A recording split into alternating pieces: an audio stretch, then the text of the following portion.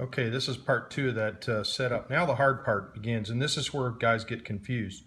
I want my butterfly control to be my flap control and my elevator adjustment and my gyro gain and everything.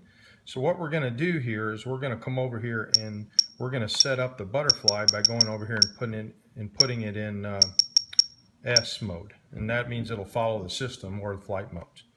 And then what we're going to do is we're going to come over here, and this is the hard part. So you have to watch carefully.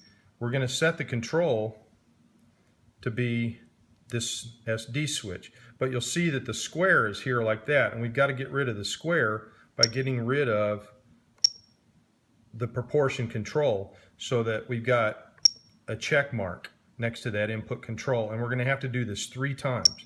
So we've done that, and then here, let's do that again. So this is the takeoff, so we want to be, I want to be out of the takeoff position, so let's redo that. All right, and you see that when I'm in takeoff, or when I'm in the cruise mode, it went to SD, and then and that's X is next to it. So I've got to fix that X by making it a check mark, and this is a trial and error process. So that each time I move the switch, it'll say SD check mark, and you see that it doesn't. So that one's set up correctly. Now we'll go to the next one. It doesn't matter what it is, but we're going to move the switch, and then we're going to put it back to the position we want it. So now, see, you can see the flight modes move. So I needed to fix this one to a check mark. So we're going to get rid of that. So there's the check mark. So now I've got the top one set as a check, the middle one set as a check. Now I've got to fix the bottom one. So we're going to do that. And here it is. Put it in that position. Put it in that position. We're going to play around with it until we get the check mark again.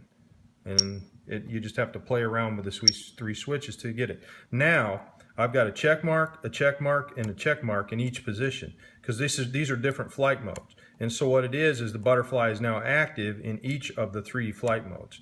And so now what happens is when you go into the aileron flap adjustment down here, you can do it for each flight mode. So if you're one of those guys that sets up your flaps in takeoff position for the middle, and that's where you make your neutral over there. See, and you don't put any function calls on this. So I'll go back and show you that. So now I can just go right in here and I can put my flaps in.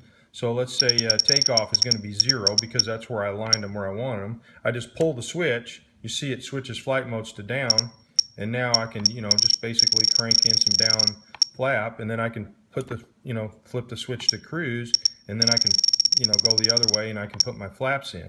And you can do the exact same thing with your elevator for your crow, or your elevator adjustment, excuse me, and you can do the same thing with the ailerons up here for your crow. So in the up position, we would have, 0, for instance. In takeoff, we might have, I don't know, 6%, and then down elevator we might have 10% or 13 or something like that. So then finally, the last thing you want to do, and actually I needed to do this first, is I needed to go into function assignments. And so we're going to go to model function assignment, and we're going to roll down here, and we're going to make sure that the flaps do not have anything assigned to them. So we're going to clear that.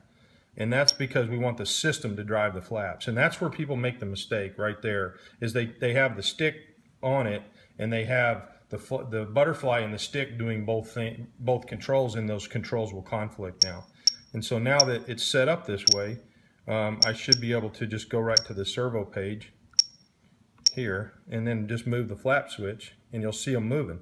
See the 2 flap channels are moving just fine, and you've got elevator or aileron compensation going there. The flap channels are 3 and 4. So it all moves perfectly. So that's how you set up a jet so that the flaps will move. And then you don't really need to worry about the endpoints and all that stuff because you won't get combined mixes. The butterfly handles everything.